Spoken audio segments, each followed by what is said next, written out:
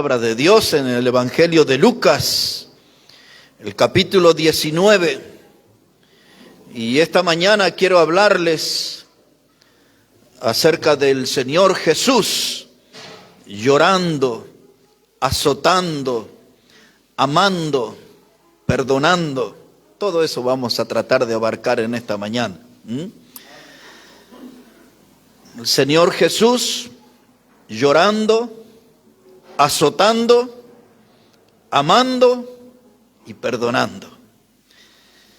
Dice la palabra de Dios, el Evangelio de Lucas, el capítulo 19, versículo 41, de la siguiente manera: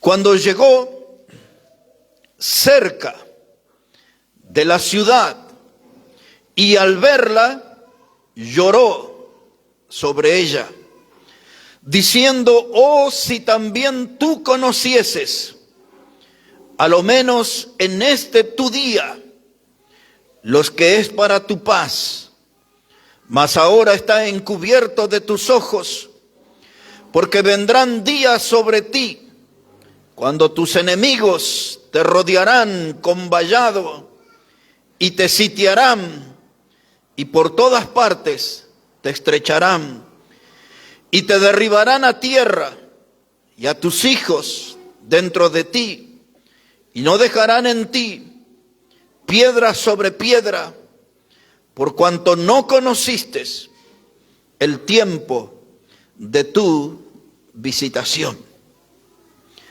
Tiempo de la visitación del Señor había comenzado en este mismo capítulo. En el verso 28 nos habla de lo que conocemos como la entrada triunfal. Y la gente salió allí con gran algarabía, mucho entusiasmo, y ponían ramas de palmeras y mantos y cantaban: Hosana al que viene en el nombre de David. Y aquello era todo alegría. Eso era lo que en el mundo hoy le llaman el Domingo de Ramos.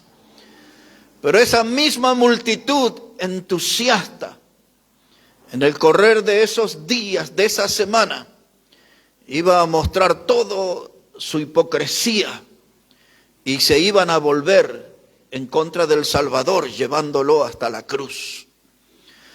Cuando el Señor Jesús vio la ciudad de Jerusalén, dice el versículo 41, y lloró sobre ella. Esa palabra llorar significa sollozar. La palabra llorar significa en voz alta, hermano, gemir.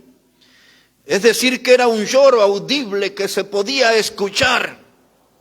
No era algo hacia adentro, era algo que se podía escuchar. Era el llanto de un hombre conmovido profundamente, porque él veía esa multitud que en horas le iba a rechazar y le iba a traicionar y le iba a llevar hasta la cruz. Estas son lágrimas de dolor, de saber que toda esa gente entusiasta pronto cambiaría su estado de ánimo, le darían la espalda y lo traicionarían.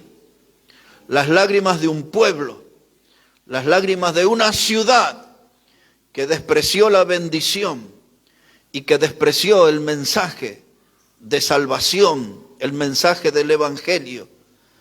Y ese desprecio le iba a costar un destino fatal. Ese rechazo, dice la palabra de Dios ahí, en el versículo 43, porque vendrán días sobre ti, cuando tus enemigos te rodearán con vallado y te sitiarán, y por todas partes te estrecharán. Cuando Pilato lavó sus manos y dijo que no había hallado nada malo en ese hombre, esa multitud gritó: crucifícale, crucifícale. Y prefirieron a un delincuente, un homicida llamado Barrabás. Cuando Pilato no quiso saber nada con este asunto, ellos dicen en el Evangelio de Mateo 27, 25, dice que todo el pueblo dijo: su sangre sea sobre nosotros y sobre nuestros hijos.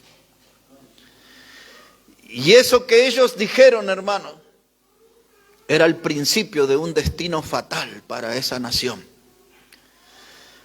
Porque pocos años después, quizás 35 años después, 37 años después, iba a venir Tito, el general romano que luego sería un emperador de Roma, y él iba a arrasar toda Jerusalén, tal cual como está escrito aquí: te sitiarán, pondrán vallado, dice la palabra de Dios, y por todas partes te estrecharán y te derribarán a tierra y a tus hijos dentro de ti. Es decir, que el desprecio del Salvador y el desprecio del Evangelio era atraer la desgracia sobre esa nación. No solamente iban a ser sitiados, iban a ser arrasados, y los hijos iban a ser parte de ese dolor inmenso. Porque cuando Tito entró y arrasó todo el templo, que hasta el día de hoy el templo de Dios no se ha levantado. 2000 años ya han pasado. Y ellos eligieron eso: despreciar al Señor, despreciar el mensaje y abrazar ese destino fatal. Las calles se tiñeron de sangre. Dice la historia que en esos días, cumpliéndose esta profecía, 1.100.000 judíos murieron. Más de 10.000 de ellos murieron decapitados, les cortaron la cabeza. Y el Señor les estaba anunciando el costo que iba a tener el desprecio del Evangelio. Él había gritado a viva voz: el reino de los cielos está entre vosotros. Él había gritado a viva voz: arrepentíos y creed en el Evangelio. Pero la gente despreció ese mensaje y quedaron abrazados a la desgracia. Él era el Mesías prometido por Dios. La palabra Mesías era la palabra ungido, pero ellos no quisieron a Jesús como el Mesías, porque le vieron entrar allí en la ciudad en un animal de carga, en un pollino. Ellos querían ver a alguien que entrara como los conquistadores en un caballo blanco, algo impactante, un desfile impactante. Ellos estaban esperando un hombre fuerte. Ellos estaban esperando a alguien, hermano, que fuera un líder que les liberara del dominio de los romanos. Pero Dios no le había prometido eso, les había prometido un Mesías, alguien que iba a venir a buscar y a salvar lo que se había perdido. Dios no les prometió un líder militar, Dios les prometió un Salvador. Y el Señor Jesucristo, durante esos 3 años y medio que duró su ministerio público, Él mostró documentación suficiente, credenciales de que Él era el Mesías prometido por Dios. En su breve historial hizo muchos milagros trascendentes, reconocidos. Aquella multiplicación de los panes, de los peces, una vez para 5.000 personas. 12 canastas sobraron, otra vez para 4.000 personas, 7 canastas de alimentos sobraron. Eso era parte de su presentación, de su documentación. También Él expulsó demonios, sacó espíritus inmundos de la gente, resucitó muertos, como la hija de Jairo, aquella niña de 12 años que acababa de morir, como el joven hijo de la viuda de Naín que lo cargaban en un féretro llevándole al cementerio. Él resucitó, la niña resucitó al joven. Él resucitó a Lázaro en la ciudad de Betania.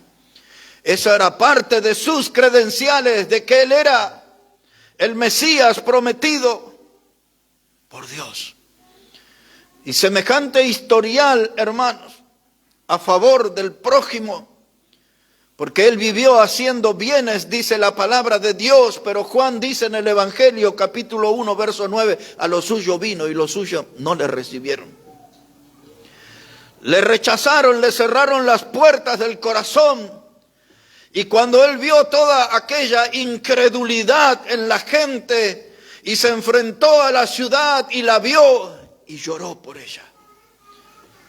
Le dolió en su corazón la incredulidad, le dolió en su corazón la hipocresía, el desprecio por la palabra de Dios y el desprecio por Dios mismo que ese pueblo mostró.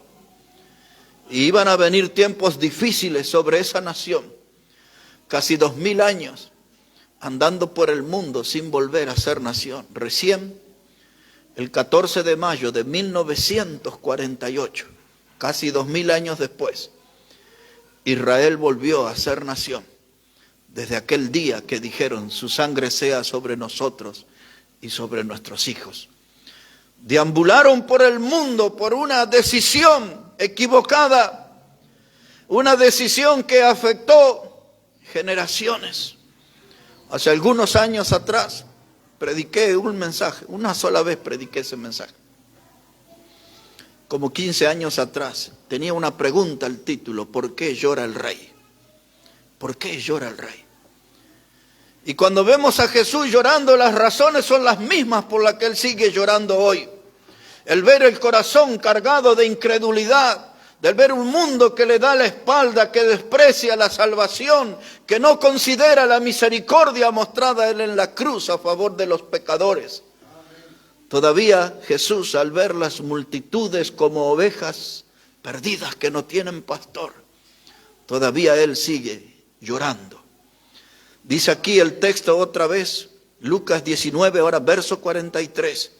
Dice, porque vendrán días sobre ti, cuando tus enemigos te rodearán con vallado y te sitiarán y por todas partes te estrecharán y te derribarán a tierra y a tus hijos dentro de ti y no dejarán en ti piedra sobre piedra, por cuanto no conociste el tiempo de tu visitación.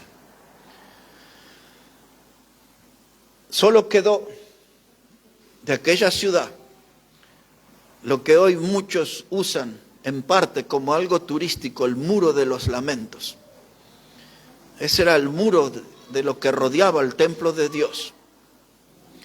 Y según la historia dice que los romanos no tiraron ese muro porque lo usaban como sombra, que les producía sombra. Pero aquí vemos a Jesús viendo aquella ciudad y lloró. Cuando Él lloró frente a la tumba de Lázaro, también lloró por la incredulidad. No era por su amigo que estaba muerto, porque Él sabía que tenía poder para resucitarlo. Pero le dolía la incredulidad, la dureza del corazón de aquellos asistentes frente al sepulcro. Y aquel grito tremendo, Lázaro, ven fuera. Y aquel que estaba muerto salió. Y ese grito hoy lo necesitamos escuchar, porque a veces nuestra vida espiritual se va apagando al punto que estamos muertos espiritualmente. Y necesitamos de ese grito del Señor que nos vuelva a levantar. Sal fuera, ponte a vivir la vida cristiana. Porque cuando no vivimos esa vida cristiana, estamos volviendo a hacer llorar al Señor. A veces nuestro testimonio producen lágrimas del Señor. Aquí vemos a Jesús llorando. Y ahora le veremos a Jesús azotando. 2 veces lo vemos hacer eso. Eran 2 eventos diferentes que hablan los evangelios en la purificación del templo. La primera purificación la encontramos en Juan, capítulo 2. Podemos ir un momento allí. El evangelio de Juan, el capítulo 2, versículo 13. Vea cómo dice la palabra del Señor. Juan capítulo 2, versículo 13. Le hemos visto al Señor llorando sobre Jerusalén. Ahora le veremos aquí azotando. Dice el verso 13 que estaba cerca la Pascua de los judíos. Y subió Jesús a Jerusalén. Y halló en el templo que vendían bueyes y ovejas y palomas a los cambistas así sentados. No eran cambitas, eran cambistas. Y haciendo un azote de cuerda, echó fuera del templo a todos. Con Movistar siempre tenés más. Usa la app Mi Movistar. Y esparció las monedas de los cambistas y volcó las mesas. Y dijo a los que vendían palomas: quitad de aquí esto y no hagáis de la casa de mi padre casa de mercado. Y entonces se acordaron sus discípulos que está escrito: el celo de tu casa me consume. El templo, hermano, el lugar donde Dios mostraba su gloria, se había vuelto un mercado, una actividad para delincuentes, para estafadores, para ladrones. El templo, que tenía que ser un lugar santo, se había vuelto un antro de corrupción. Los sacerdotes, los líderes religiosos, estaban, hermanos, con los mercaderes haciendo negocios turbios en la casa de Dios. En esas horas se ponía gran énfasis en la actividad comercial en la casa de Dios y se había abandonado la actividad espiritual. Todos aquellos eran gritos de propuestas de cambio, cambio, y vendían, porque la gente venía para la Pascua de larga distancia, de un extremo de la nación, llegaban a Jerusalén y entonces tenían que comprar animales calificados para ofrecerlos en sacrificio, en adoración a Dios. Y muchos vieron esa oportunidad para hacer negocio y vendían esos animales a precios exagerados y se abusaban de aquellos que venían con buena fe y con un corazón decidido a adorar a Dios y a ofrecer sacrificios que cubrieran su pecado. Pero los estafadores vieron allí el negocio al punto tal que en la segunda purificación, aquí habla casa de mercado, casa de negocio, pero en la segunda purificación el Señor le dice: habéis hecho de la casa de mi padre una cueva de ladrones. Quiero que entienda eso, eran dos eventos distintos. Primera purificación del templo es esta. La segunda, él habla, una cueva de ladrones. Es decir, que la casa de Dios se había transformado en un lugar donde los delincuentes repartían el botín, repartían la ganancia.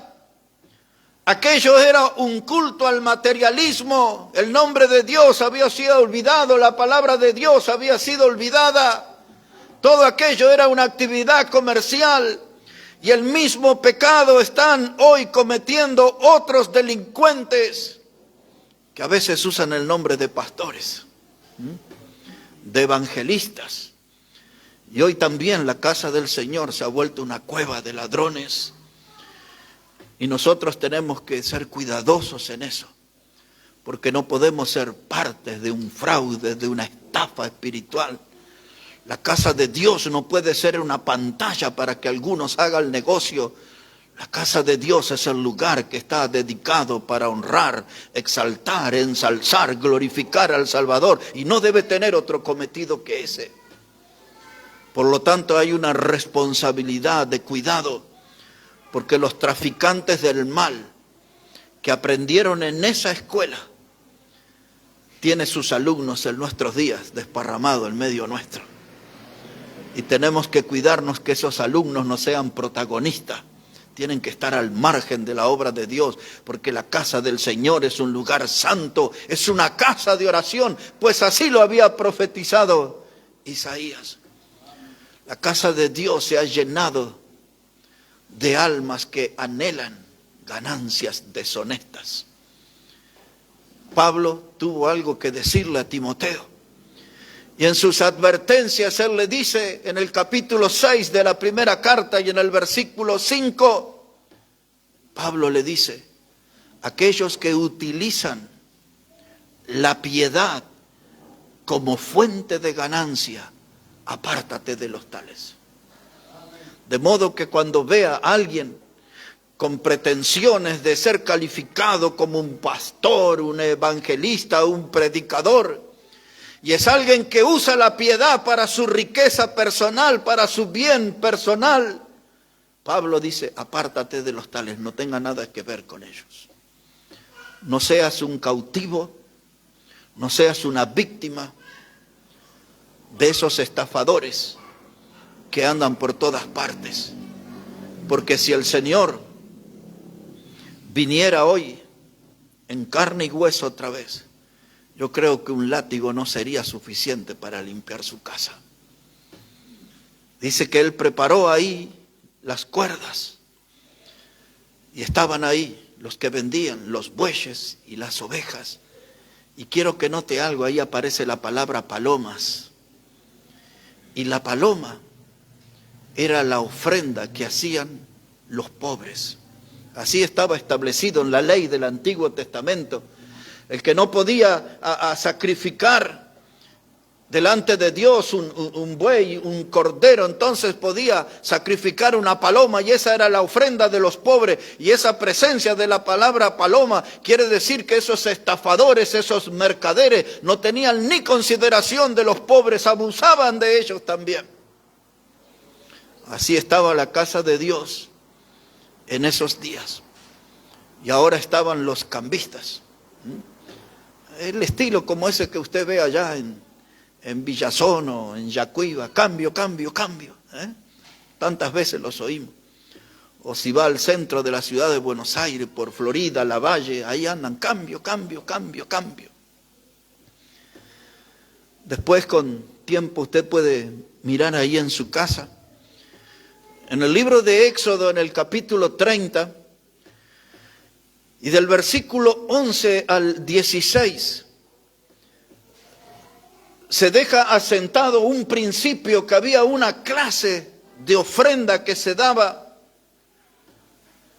como una forma de expiación, como una forma de redención.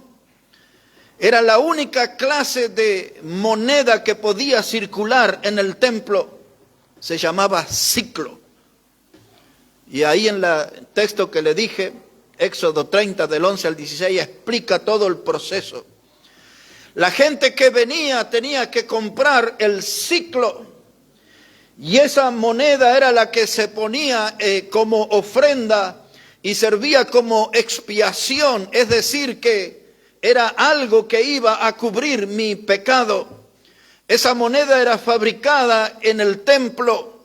No se podía hacer uso de otra moneda, solamente era el siclo, la moneda para Dios. Los romanos, por estos días y en su imperio, ellos comerciaban con la dracma. ¿Se acuerda? Lucas 15, había 3 cosas perdidas. El hombre que perdió su oveja y dejó las 99 y fue a buscarla. La mujer que perdió una dracma, una moneda, y tuvo que barrer su casa hasta encontrarla. Y después el hijo pródigo, 3 cosas perdidas. Pero ahí aparece la moneda, la dracma. Esa era la moneda para comerciar en el imperio romano. Y la otra moneda con la cual se comerciaba era con el denario. El sacrificio, el esfuerzo diario de un obrero tenía como recompensa un denario. Esa era la otra moneda. Esa clase de monedas no eran aceptadas en el templo de Dios, solamente el siclo. Eso era lo que Dios veía con buenos ojos. Pero se había hecho todo un comercio enorme. Y Dios nos llama la atención en esta mañana. Nosotros tenemos que cuidar su casa. Este no puede ser un lugar de negocio. Este debe ser un lugar donde las almas no deben ser estafadas, sino que deben ser bendecidas con la predicación fiel de la palabra de Dios. Las almas no pueden ser infectadas, contaminadas con virus de mundanalidad. Y me refiero a casos como en muchos púlpitos de diferentes naciones y en diferentes circunstancias los usan para hacer propuestas políticas.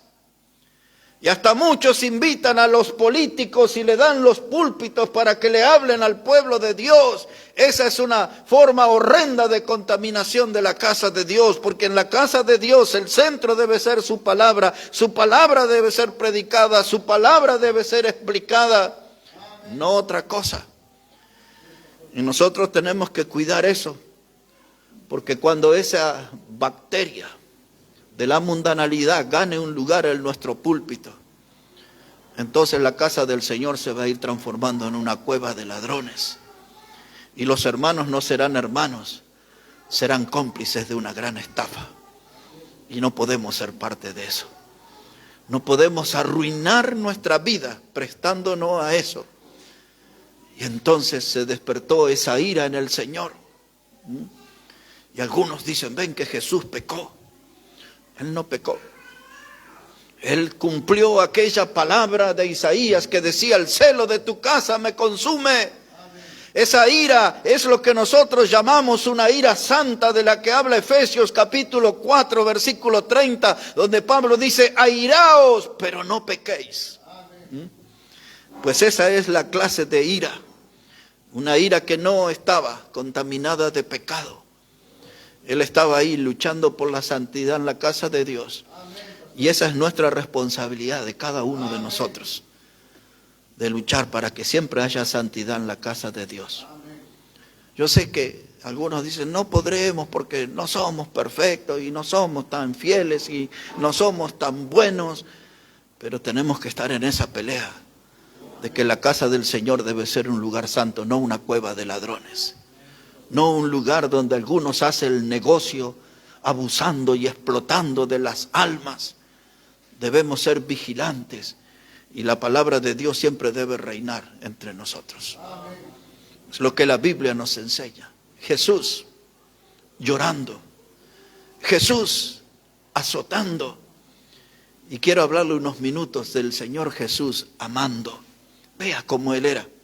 Aquí en el Evangelio de Juan, capítulo 15, versículo 13,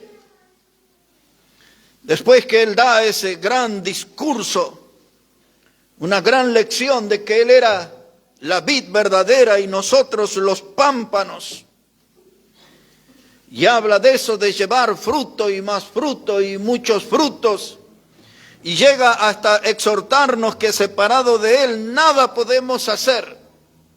Y en ese contexto llegamos al versículo 13. Juan 15, verso 13.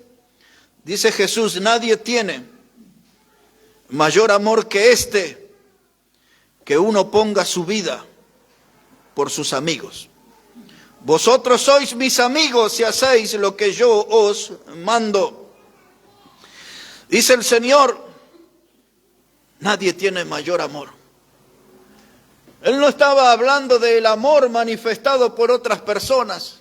Él dio muestra del amor por la humanidad, yendo a la cruz y ocupando nuestro lugar de pecadores. No hay en la historia humana una demostración más grande, más sublime de amor que la que Cristo mostró en la cruz, muriendo por los pecadores. Y Él dice aquí en este texto, nadie tiene mayor amor que este, que uno ponga su vida por sus amigos. Y ahora aquí hay algo importante. Dice, vosotros sois mis amigos si hacéis lo que yo os mando. A veces, posiblemente usted experimentó en una fiesta, en una boda, y usted va ahí a la ceremonia religiosa y luego lo invitan a comer. O usted quiere ir a comer con los novios y alguien en la puerta dice, ¿cuál es su nombre? A ver si está en la lista. Y alguno dice, usted no figura acá, ¿tiene otro apellido? ¿Tiene un apellido de soltero? No, usted no está en la lista. Pero en la lista en que ustedes y yo no podemos faltar, estar entre los amigos de Jesús. Ser sus amigos, pero para eso hay que hacer lo que Él nos manda. No nuestros antojos, no nuestros caprichos, no las cosas que a nosotros nos gustan. Tenemos que hacer lo que Él manda para llegar a ser sus amigos. Y qué privilegio ese. No hay un privilegio mejor que ese, que ser amigo del Señor. Dice, no hay mayor amor que este, que ponga a alguien la vida por sus amigos. En el mismo sentido, observe cómo dice Juan capítulo 13, un poquito antes, una hoja antes, Juan 13, versículo 1. Dice la palabra de Dios, Juan 13, verso 1, antes de la fiesta de la Pascua, sabiendo Jesús que su hora había llegado para que pasase de este mundo al Padre, como había amado a los suyos que estaban en el mundo, los amó hasta el fin. Wow. Mire qué tremendo eso. Esa clase de amor no se ve. Un hombre, una mujer, jóvenes, empiezan a tener sentimientos, empiezan a tener una atracción e inician algo que llamamos noviazgo. Y en muchos de esos casos llegan al altar para pedir una bendición de Dios, prometiéndose un amor por siempre. En muchos de los casos diciendo aún en el mismo altar, hasta que la muerte nos separe. La realidad nos enseña otras cosas. La mayoría de los matrimonios se separan cuando las deudas los separan. Ya no es la muerte, ahora son las deudas. Pero aquello empezó bien, lleno de romanticismo, lleno de ternuras y de afecto. Y una cosa u otra hizo que aquello que era una maravilla se derrumbara y se redujera a escombro, a ruinas. Un matrimonio aquí y otro allá. El amor se terminó. Y hacen del amor algo vulgar. Pero acá hay una clase de amor especial muy diferente al que nosotros vemos en nuestra sociedad. Dice que él, estando con los suyos, los amó hasta el fin.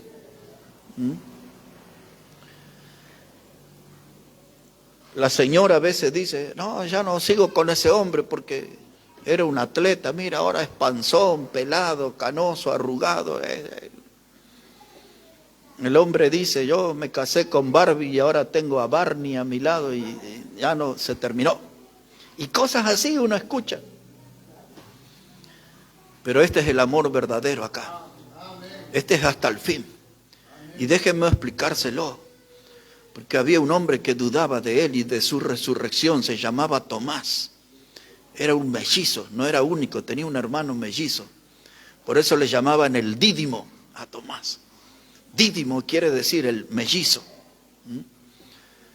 Y ese dudó de él y hasta le decía a los otros apóstoles, hasta que yo no lo viera y pusiera mi dedo en su mano y pusiera mi mano en su costado para ver que está ese vacío que dejó la lanza del soldado romano cuando él estaba en la cruz. Dice, hasta que yo no haga eso, yo no voy a creer, dijo Tomás. Era un hombre que dudaba. La Biblia enseña todo lo que proviene de la duda es pecado, dice la Biblia. Pero Jesús lo amó al que dudaba. Jesús lo amó. Y a veces nosotros en distintas etapas de nuestra vida dudamos. Un día en el culto, después de estar 3 años, 5 años, 10 años en la fe, dice, ¿seré salvo o no seré salvo? Y el diablo dice, mira que aquella decisión que tomaste por Cristo, acordate que eras muy joven. Acordate que no eras tan fiel. Y el diablo empieza a hacer acrecentar nuestras dudas. Pero sí fuimos salvos, sí creímos en Cristo. Y dudamos. Y a veces dudamos, dice, ¿y habrá un rapto de verdad? ¿Sonará la trompeta y vendrá el Señor a buscarnos? ¿Será así o no será así? Y un día ya en la soledad de nuestra casa decimos, ¿pero será la Biblia la palabra de Dios? ¿O tendrán razón esos que dicen que la escribieron hombres? Y muchas veces la duda nos asalta. Y cada vez que la duda aparece, es un campo abierto para que el diablo obtenga frutos. Pues fue la duda en la trampa que cayó Eva, para que el diablo hiciera los estragos, no solo en ella, sino en la humanidad entera hasta nuestro tiempo. Y a veces nos asalta la duda como Tomás. ¿Y será que tengo que ir a la iglesia? ¿Y será que tengo que leer la Biblia? ¿Y será? Y entramos a dudar. ¿Cuántas veces dudó usted diciendo, ¿será que Dios escucha mis oraciones? Porque fui al predicador una y otra vez y le dije, ore por mí, porque a usted Dios lo escucha más que a mí. Eso no es una doctrina bíblica, Dios nos escucha a todos. Pero usted está en duda. Y Tomás dudó, pero el Señor lo amó. Nunca disminuyó el amor del Señor por Tomás. Nunca va a disminuir el caudal de amor del Señor por aquellos que dudan de Él. Dice que Él los amó y los amó hasta el fin. Y un día Pedro, cuando escuchó que Él iba a ir a Jerusalén y que Él iba a ser muerto, y Pedro le dijo, no, Señor, ¿qué tal cosa? Y el Señor le dijo, apártate de mí, Satanás, me eres tropiezo. Mire aquella religión que dice que Pedro era el líder máximo, el primer papa. Jesús le dijo, apártate de mí, Satanás, me eres tropiezo. Y después le negó 3 veces. Y el Señor lo amó, nunca dejó de amarlo. Al punto tal que cuando Cristo resucitó, le dice a las mujeres, ve y díganle a Pedro, primero a Pedro, y a los otros que voy delante de ellos a Galilea. El Cristo resucitado, del primero que se acordó fue de aquel que le negó, porque Él ama y ama hasta el fin del mundo. Su amor nunca cambia, nunca disminuye. Judas le traicionó. Nunca vemos en la Biblia un texto del Señor agrediéndolo ni señalándole traidor, inmundo y cosas. Nunca vemos algo así. Porque aquel que le traicionó, Él siempre lo amó. Siempre lo amó. Y Pablo lo persiguió. Y Pablo tenía en su corazón el deseo de terminar con Cristo y con el cristianismo. Pablo podemos hasta ver que él fue parte del Sanedrín, de aquellos líderes religiosos que tomaron decisión para enviarlo a la cruz y verlo muerto. Pablo no solo tuvo intenciones de terminar con Cristo, sino con sus seguidores. Y aún en aquel lugar de Damasco, aquella ciudad de Siria, donde se cree que había alrededor de 10,000 cristianos, era el punto más fuerte por aquellos días, y ahí iba Pablo con órdenes de los sacerdotes camino a Damasco.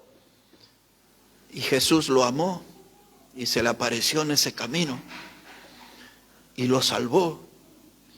Y le dijo algo, yo quiero que tú seas luz para los gentiles. Vas a ser el predicador, no para los judíos, sino para todos los que no son judíos. Irás hasta lo último de la tierra llevando este mensaje. Lo amó. Al que duda, al que le niega, al que lo traiciona, al que lo persigue, Él ama y ama hasta el fin. Y aquí encontramos a Jesús amando. No hay otro amor parecido. Usted pudo haber oído el amor de las novelas, de la historia de Romeo y Julieta y otras clases de amores. Ninguno se aproxima a este. Ahora, mírelo en Juan capítulo 10, que estamos ahí cerquita. Juan capítulo 10. Dice la palabra de Dios, verso 14. Juan capítulo 10, verso 14. Después que el Señor da aquel tremendo discurso, que Él es la puerta y el que por Él entra es salvo. Él dice que Él es el buen pastor que da su vida por las ovejas. Y ahora dice la palabra de Dios, verso 14, dice, yo soy el buen pastor. ¿Esa palabra no le recuerda algo antiguo testamentario, cuando Moisés le dijo a Dios, y cuando vaya a mi pueblo y le diga quién me ha enviado? ¿Qué le dijo el Señor? Diles, yo soy, te ha enviado. Y acá está Jesús, dice, yo soy. Dice Él, el buen pastor. Y conozco mis ovejas y las mías me conocen. Y así como el Padre me conoce, yo conozco al Padre y pongo mi vida por las ovejas. También tengo otras ovejas que no son de este redil. Aquellas también debo traer. Entendemos que está hablando de la iglesia. Las primeras ovejas se refiere al pueblo de Israel.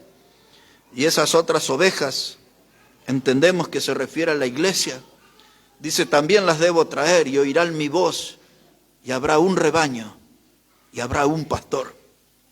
Por eso me ama el Padre, porque yo pongo mi vida para volverla a tomar. Y él dijo con absoluta autoridad, dice, un nuevo mandamiento os doy. ¿Se acuerdan cuál era el nuevo mandamiento? Que os améis. Él es la máxima autoridad para hablar de amor. De amor verdadero, de amor sincero, de amor profundo. Les doy un nuevo mandamiento, que os améis. Y ese es el modo que debemos nosotros de conducirnos, el pueblo de Dios, con respeto, con amor al otro. Pues ese es el mandato del Señor, de quién es la máxima autoridad para amar. Y ahí quedó como un sello en la historia de la humanidad, en ese púlpito universal que es la cruz del Calvario. Desde ese púlpito que es la cruz, Él predica el amor a toda la humanidad. El amor es lo que sobresale allí. Usted puede ver ese cuerpo herido y molido por nuestro pecado. Puede ver a ese hombre derramando su sangre preciosa hasta la última gota. Pero una mirada profunda revela la palabra amor en ese sacrificio. Por eso dice la Escritura, de tal manera amó Dios al mundo que nos ha dado, nos entregó lo mejor del cielo para que muriera por nosotros y nos mostrara su amor en la cruz. Jesús llorando, Jesús azotando, Jesús amando. Y una perlita más, termina el Evangelio de Mateo, capítulo 28, verso 20, el último texto del Evangelio de Mateo. Dice la palabra de Dios que Jesús habló a los discípulos y les dijo, yo estoy con vosotros todos los días y hasta el fin del mundo. Y donde Él está, hay amor. Dice, estoy todos los días con vosotros y hasta el fin del mundo. Este no es como cuando hablamos con nuestros niños de 1 año, de 2 años y de 3 años y le decimos, ¿lo amás a papá? ¿Lo amás a mamá? ¿Hasta dónde lo amás? Hasta el cielo. Ya los niños más modernos dicen al infinito y más allá. Pero el amor de la Biblia es que Él nos ama y hasta el fin del mundo. Nos ama. Y eso tiene que ser una fuente de motivación para servir. Eso debe despertar en nosotros un compromiso de que no tenemos que ser mezquinos y tenemos que amarle como Él nos ama. Él nos amó primero. Ahora nosotros tenemos que responder con amor verdadero a Él, a la obra, al trabajo, al servicio. Dice, yo estoy con vosotros todos los días y hasta el fin del mundo. Llorando, azotando, amando. Y déjeme hacerle unos minutos comentándoles del Señor perdonando. Vamos a Lucas capítulo 23 para terminar y verlo al Señor allí mostrando cómo se debe perdonar. El Evangelio de Lucas, el capítulo 23, verso 33. Lucas capítulo 23, verso 33. Dice la palabra de Dios, cuando llegaron al lugar llamado de la Calavera, le crucificaron allí. Y a los malhechores, uno a la derecha y otro a la izquierda. Y Jesús decía, Padre, perdónalos porque no saben lo que hacen. Allí, hermanos, en pleno sufrimiento, padeciendo una vergüenza inmensa, exhibiendo su desnudez, un cuerpo destrozado en esa cruz, todavía tenía fuerzas y tenía claridad de conciencia para expresar su amor por el pecador. Dios podría haber enviado un ángel o podría haber movido un dedo y hubiese terminado con todos aquellos inmundos que rodeaban la cruz. Pero se impuso la palabra del Dios de amor: Padre, perdónalos, porque no saben lo que hacen. Y nosotros no perdonamos al que habló mal de nosotros. Y nosotros no perdonamos al que nos negó el saludo. Y nosotros no perdonamos al que no nos devolvió dinero quizás. O no perdonamos al que no nos invitó a un almuerzo o a un cumpleaños. Hay tantas tonterías en nuestra vida que no perdonamos. Pero aquí hay una gran lección. En pleno sufrimiento, la voz de amor se impone diciendo: Padre, perdónalos. Y nosotros tenemos que aprender a perdonar. Pero la palabra perdón implica olvido definitivo. No es de ese de que el marido perdona a la mujer o la mujer al marido y 10 años después dice: porque no me olvido cuando... Pues ya me habías perdonado, ya se había cerrado ese capítulo. Ese no era perdón. El perdón verdadero incluye olvido. Por eso dice Miqueas, dice allí que Dios ha tirado todos nuestros pecados en lo profundo del mar, para que nunca más volvamos a reencontrarnos con ese pecado. Dios ya nos perdonó y lo sepultó allá donde no hay luz. Ustedes han leído en las noticias como 15 días atrás de esos que fueron ahí en una excursión a ver el Titanic. Y allá terminaron en una explosión, muertos. Ya no podían buscarlo porque allá en el fondo del mar no hay luz. Ahí Dios tiró nuestros pecados, dice Miqueas, en el fondo del mar, para que tengamos nosotros conocimiento que el perdón de Dios es para siempre. Dice el Salmo 103, dice: así como está de lejos el oriente del occidente, Dios alejó nuestras iniquidades. Así. El occidente y el oriente nunca se pueden juntar. Y esa enseñanza del Salmo está diciendo esto: Dios nos perdonó para siempre, nunca más nos vamos a reencontrar con nuestro pecado. Él no pondrá su dedo en nuestras llagas para recordarnos nuestro pasado pecaminoso. Él lo alejó como el oriente del occidente. Ya está, allá en el fondo del mar. Y si Dios tiene esa capacidad de perdonar, y Dios tiene esa escuela para enseñarle al humano lo que es el perdón, no podemos faltar a esas clases, hermano. Tenemos que aprenderle el amor de Dios. Y Jesús nos enseña ese amor, aún en la adversidad. Cuando el mundo nos maltrata, Él no tiene palabras de odio. Él dice: Padre, perdónalos. No saben lo que hacen. No saben. Necesitamos mirar al Señor. Y mire, lo voy a terminar con esta escena maravillosa del verso 39. Obsérvelo ahí. Lucas 23, verso 39. Dice la palabra: y uno de los malhechores que... Con Movistar siempre tenés más. Usá la app Mi Movistar. Diciendo: si tú eres el Cristo, sálvate a ti mismo y a nosotros. Y respondiendo el otro le reprendió diciendo: ¿ni aún temes tú a Dios estando en la misma condenación? Nosotros a la verdad justamente padecemos porque recibimos lo que merecieron nuestros hechos, mas ningún mal hizo. Y dijo a Jesús: acuérdate de mí cuando vengas en tu reino. Y entonces Jesús le dijo: de cierto te digo que hoy estarás conmigo en el paraíso. Este ladrón le dijo al otro: ¿no temes tú a Dios? Él sabía quién era el que estaba muriendo a su lado. Era Dios por nosotros. Era Emmanuel, Dios con nosotros. Y él le dice: nosotros estamos aquí, nuestros delitos, nuestro pecado, nuestras transgresiones, nuestra violentación de la ley humana nos trajeron aquí, pero ningún mal hizo. Estaba reconociendo que era Dios, estaba reconociendo que era santo, estaba reconociendo lo que el apóstol Pedro dijo, que era necesario que el justo muriera por los injustos para llevarnos a Dios.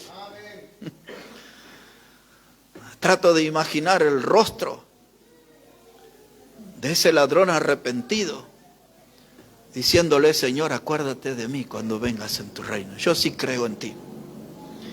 Yo sí reconozco mi condición de pecador y sé que estoy aquí en este lugar perdido y sé que soy digno, merecedor del infierno, pero estoy reconociendo que tú tienes gracia suficiente, amor suficiente para perdonarme. Acuérdate de mí cuando vengas en tu reino.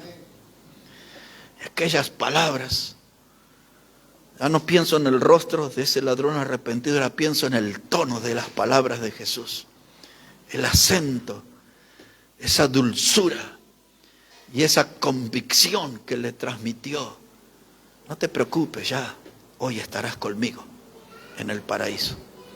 ¿Reconociste que soy Dios? ¿Reconociste que soy santo? ¿Reconociste que estoy muriendo por ustedes, el justo por los injustos? Hoy vas a estar conmigo en el paraíso. Las mismas cosas tiene que reconocer el pecador hoy para ser salvo y heredero de la vida eterna. Mas Dios muestra su amor para con nosotros en que siendo aún pecadores, Cristo murió por nosotros. Ahí está el Señor en la cruz. Otras palabras, pero la misma experiencia en el alma, en el corazón de aquella mujer samaritana: si bebieres del agua que yo te daré, en ti saltará una fuente para vida eterna. Las palabras que escuchó Nicodemo en aquella noche increíble: si no nacieres de nuevo no podrás ver el reino de Dios. Aquellas palabras de Zaqueo, del estafador, del delincuente. Él le dijo: hoy la salvación ha venido a esta casa porque el Hijo del Hombre vino a buscar y a salvar lo que se había perdido. Él vino a perdonar. Y aquí lo vemos a Jesús perdonando. Vidas inmundas, lavadas por esa sangre preciosa. Vidas inmundas, perdonadas por el Dios de amor que murió en la cruz. Pues todo esto que estoy hablando en esta mañana ha sido una fuente de motivación por 43 años en mi vida. A este Cristo yo quiero servirle. A este Cristo que me ama, que me perdona. No lo quiero ver con el azote en la mano, desaprobando mi conducta. Lo quiero escuchar con esas palabras de amor. No lo quiero ver llorando por mi pecado, por mi traición. Yo lo quiero ver a Él alegre, porque yo quiero que Él sea mi amigo y he decidido caminar con Él. Oh, qué amigo nos es Cristo. Qué amigo nos es Cristo. Vamos a ponernos de pie y hermano José y alguien más nos va a ayudar acercando la mesa. Y vamos a hablar con Dios y vamos a ir preparando nuestro corazón. Si nos podemos poner de pie, hermano, y vamos a orar a Dios por su palabra.